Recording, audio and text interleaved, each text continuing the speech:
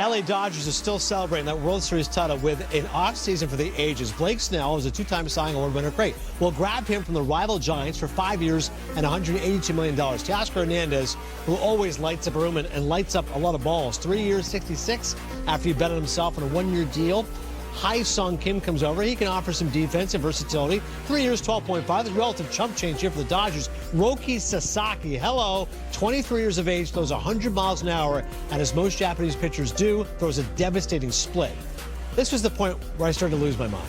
Tanner Scott, 4 years, $72 million contract, one of the best closers in the game for what had been a great bullpen with the likes of Blake Trinan and others. And, hey, what the heck? Let's get that bullpen even better. Kirby Yates, who was one of the best closers in baseball a year ago, you get 1 year and $13 million. And then, hey, why not? Let's get Kike Hernandez, who's been so valuable and so versatile for this Dodgers team.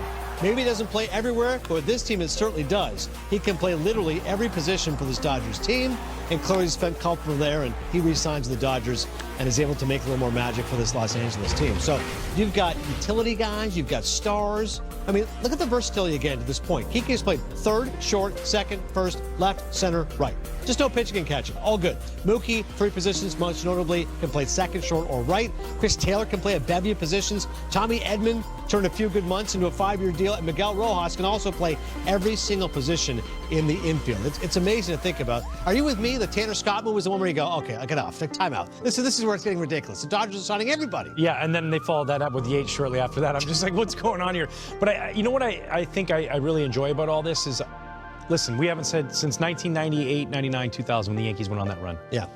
We haven't seen a repeat, right? It's hard to go back to back because you're playing longer, everything that goes on. And a lot of teams, when they win, they kind of get content. They're like, oh, we'll roll it back out with the same crew. Right. I think injecting life. Like, you remember 1 year it was Scott Brocious at third for the Yankees. Then it was Charlie Hayes. You know, it was Wade Boggs. They were always kind of moving these pieces in. And I think when you bring in other players that are a little bit hungry who weren't there, it provides that spark. And so those other guys can kind of take their time throughout the course of the season. And now you have that depth where you can really manage your roster. Like Dave Roberts has the, you know, the luxury now, and he'd be the first one to admit it. Like, I got great players, and how do I give them the right amount of time off? Because all the things that come with being a champion, right? All the celebration afterwards, while you're sitting there having a parade, guys are working out in the gym, getting ready for the next season, right? They're all trying to eat the carrot that you just ate. They're chasing it now. And so I think the way they went about it is pretty spectacular. Guys want to go there for not just the money. The money's one thing. You're going to get that anywhere. It's because you're going to win. You're going to get treated in a first-class way. That was the one thing I took away from talking to those guys. So good on them for doing that. They took the opportunity and they seized it. The bullpen was so deep a season ago. They didn't have enough starters. No problem. The postseason, Dave Roberts worked his magic. Had those guys step up. Now when I look at this bullpen, I say to myself, okay, Trinan can be a guy for me. Even with that, the goatee, which looks like a late 90s singer. But Michael Kopech was fantastic a season ago. Yates, as you mentioned, and then Tanner Scott. Dave Roberts says he'll get the bulk of the appearances, Tanner Scott as a closer. But what I get to your point, Dev, what a luxury. If need be, I've got Yates, Trinan, Kopech. All those guys can close. Yeah, it's really quite incredible. And to have the lefty-righty combination, a la like Norm Charlton, Rob Dibble. You know, you got your own nasty boys right now. Because like what managers try to do is find these pockets, right? Where do my relievers match up against a certain part of the lineup? And when you got lefty-righty, lefty, cool, Tanner Scott, you're closing today. We got righty-righty-righty. Guess what, Kopech, you got it. Or Phillips, you got it, because you led our team in saves last year. Or we go Blake Trinan, and it gives the opportunity to kind of coast with these guys a little bit and build them up. Season starting a little bit earlier for them over in Japan. The recovery of coming from back from Japan, plus all the innings that these guys logged late in the season and the high leverage pitches that they threw. So yeah, this is truly, I think the Dodgers have on paper, you know, and, you know, kind of with your own eyes, the greatest luxury right now of 4 potential closers in their bullpen, and Dave Roberts to be able to go to any one of those guys on any given night is incredible. So starting pitching, they have the luxury of potentially 5 #1 opening day starters. As you take a look at this list, Snell, who's won 2 Cy Youngs, Yamamoto, who could have won a Cy Young a season ago before he got hurt. Glass now has filthy stuff. Sasaki, 23, with lights out stuff. Gonsolin, Dustin May, little Bobby Miller, little Landon Knack. Ohtani likely to join the rotation in May. So I'm looking at those top 4 guys. Who starts opening day for you? Oh, I'm going. I want to. If we're in Japan, Yeah. pitching in Tokyo, I want Yamamoto in there. Let's go. Imanaga, Yamamoto. Let's get the matchup. Come on. Give the Japanese fans what they want and baseball what they want, right? Like, this is great for the globalization of the game that you have these two studs at the top of their team's rotations to go up against each other. They matched up in September out there in LA. They both pitched masterfully out there, and to see them do this in Japan in their home country after coming over to the major leagues, I think it would be an incredible thing, a great storyline. And kind of to your point, look at Yamamoto. Was he not as sharp in the postseason? Perhaps a little bit, but still, he was a guy who was clearly effective, was able to be his best. Still a sub-1 whip, by the way, even in the postseason. Here's the thing, too, we have the Dodgers regular season.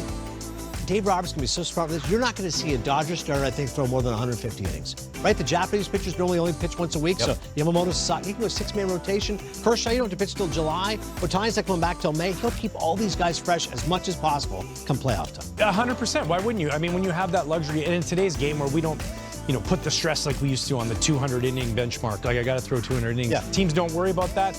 Managers don't worry about that. How can I keep my guys healthy so that when we come to the end of the season, September going in October, we're firing on all cylinders, And, like, he's got the luxury now where we were joking in the meeting, if somebody in the rotation can just go, oh, you got a cold? You feel it? We're going to give you a little break right now. We're going to slide another guy who's capable of dominating out there. So, what a super team they do have. Now, at the same time, you got to go out and play it on the field. We can write down all the players on paper, how good they are, what they did last year, and they won the World Series. Yeah. But everybody's gunning for them, and everybody's going to bring their best bowl, and this team will be ready for it.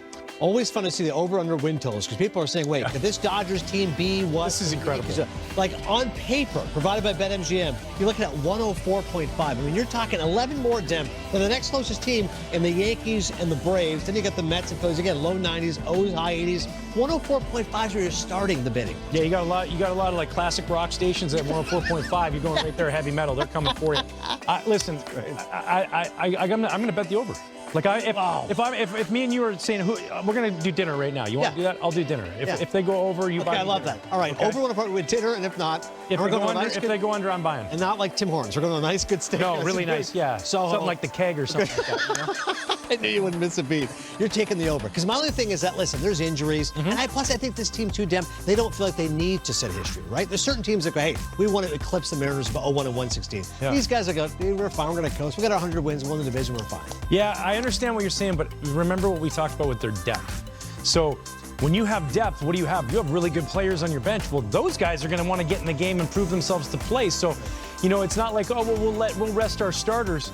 Some of these other guys, their bench players are starters on other teams. So that's like the big thing you're going to run into is no matter who they run out there, at what position, who's on the mound, or who's coming in from the bullpen, every one of them is a bona fide Major League Baseball player, and a good one at that.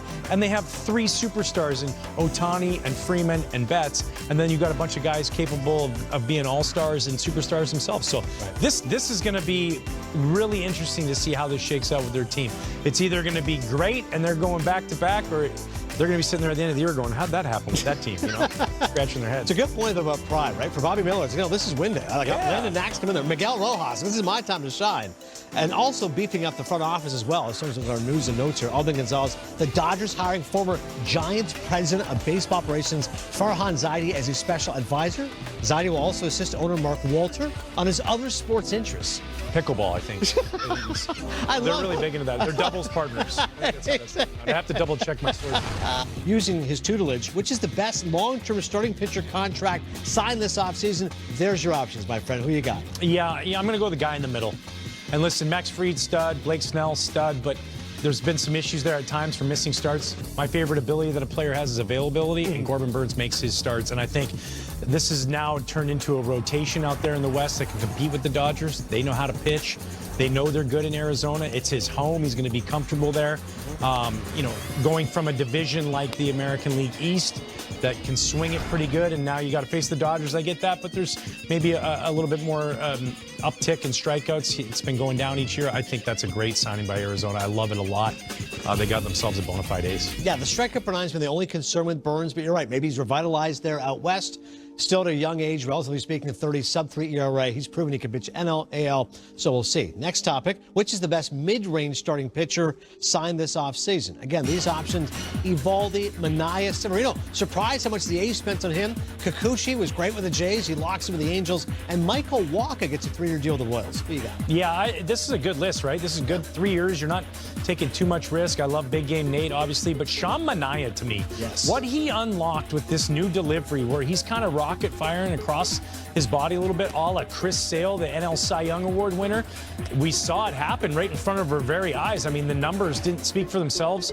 It's a guy that's had all the potential, high draft pick, prospect, through the no-hitter. He's done all those things, and all of a sudden, we saw what he was able to do in the postseason, too. And, I mean, this guy just really turned it up. I mean, he's going almost shaving 3/4 of a run off his ERA. The K per 9 goes up, so, and the batting average against just becomes tough to hit when all of a sudden you just find something. We're always evolving. We're always making adjustments in the big leagues. And at this point in his career, to continue to make adjustments and find a tweak like that had huge benefits on the field, hats off to him and a big reward. One drop of an arm angle, and all of a sudden it changes your entire season. Next up, Garrett Crochet, who has obviously had a phenomenal season with the White Sox.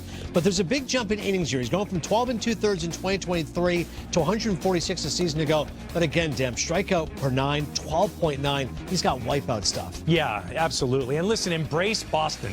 If I had advice for him, sometimes that place can get a little bit tough, even as a home player, right? Because they expect you to win there and they expect you to give your best, and I get that. And I think he's just unlocking. I mean, you look at the numbers don't jump through the roof other than the Ks per 9, right? Yes. Like, there's not a ton of innings, a big jump in innings, and all of a sudden you got that under your belt. I think we're just seeing the beginning of what Garrett Crochet could be. I think this guy is just tapping the potential that's there. It's upper 90s fastball with that slider.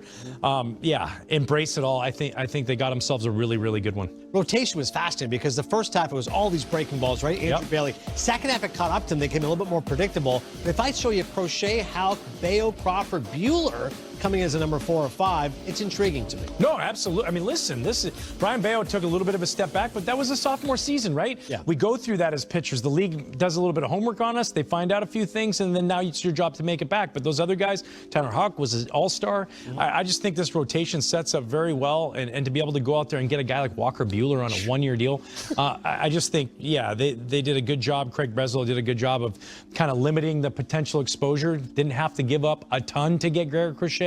I say that because none of those guys we know if they're going to pan out to be any good. That's just how it goes. So yeah, this is a rotation that could be a force in the AL East. To your point about Crochet embracing Boston, you know Buehler will. Like, I can't imagine those Red Sox-Yankees matchups. He's going to be amped up and ready to go. Yeah, no doubt. It's a different beast. Listen, I played at all these different ballparks, and my home park of Wrigley Field for 9 seasons is, to me, the most spectacular place. But there is nothing like going to Fenway Park, and it's kind of fun as a visiting ball player when you go to Fenway and you walk out, right? And you look at the ballpark, you're like, oh, there's the Green Monster. When you're a home pitcher and you walk up that tunnel and you go out to the dugout and you take a look and you're like, look at that defense I got behind me.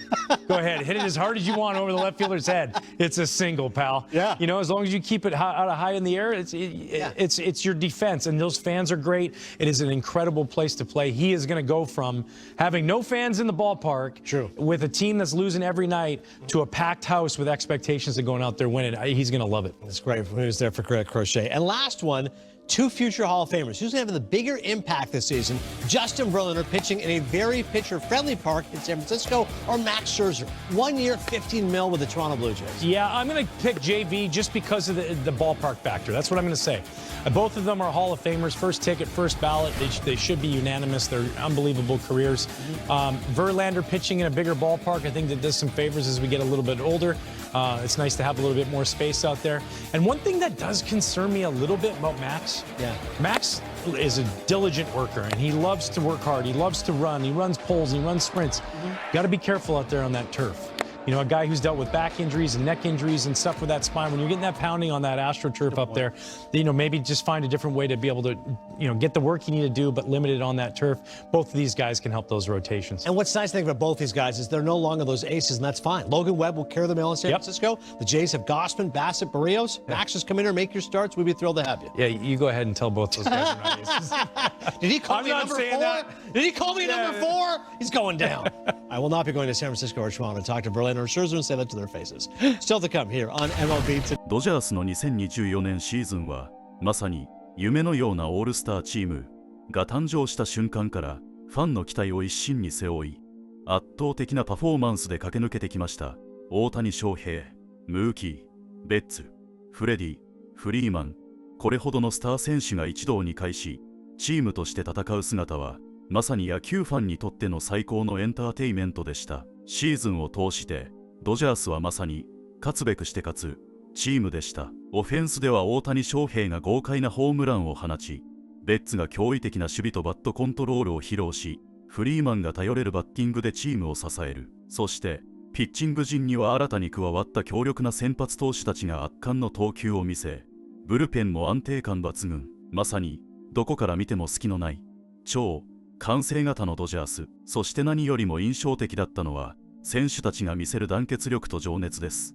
ただのスーパースターの寄せ集めではなく、お互いを信じ合い、支え合い、チームとして戦い抜く姿が本当に素晴らしかった。毎試合、ベンチでは笑顔があふれ、ビッグプレーのたびに選手たちが肩を組み、大歓声を上げる。その光景こそが、ドジャースが最強のチームである理由ではないでしょうか。特に NL 西地区優勝を決めた試合のあの瞬間、9回裏、最後のアウトを取った瞬間、選手もファンも一体となって歓喜の渦に包まれました。スタジアムの青い海が大きく波打ち、選手たちは抱き合い、涙を流しながら勝利の喜びを分かち合いました。まるで映画のワンシーンのような最高の瞬間でしたね。しかし、これはまだ終わりではありません。ここからはワールドシリーズ制覇というさらなる夢に向かって突き進むのみ。ドジャースがどんなドラマを見せてくれるのか、これからも目が離せません。皆さんもこの歴史的シーズンの証人となりませんか。これからもドジャースの戦いを一緒に応援していきましょう。動画を楽しんでいただけたら、ぜひいいねとチャンネル登録をお願いします。コメントで皆さんの熱い応援メッセージもお待ちしています。さあ、次の試合もドジャースと共に